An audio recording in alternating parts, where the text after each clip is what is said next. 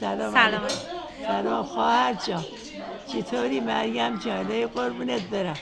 الهی که مسافرتت به خوبی و خوشی باشه، انشالله به سلامتی بری و بیای خواهر جان. خدا پشت پناه همتونه به خدای بزرگ بسپرم. خدا یار و نگهدارتون باشه. همینجا هم که هستم هم اجدهاتون میکنم. دست گلت درد نکنه خواهر جان، اومدی بهم سر زدی، خیلی ممنون. دنیا ممنون. مریم گفت حالت چطوره؟ ما بهش بگو حالت بهتره، چی جوری هسته؟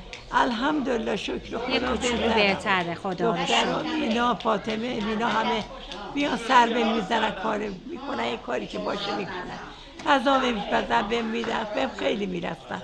دست گلشون درد نکنه. سلامت باشی. حتی هم یه دنیا ممنونم خواهر جان، یه دنیا ازت ممنونم. من صدام گرفته خواهر جان، الان یه ذره خودم صدام گرفته. یه دنیا ازت ممنونم. سلام به دوست رفیقات برسون، به همه خیلی ممنون، تشکر. خدا پشت پناهتون.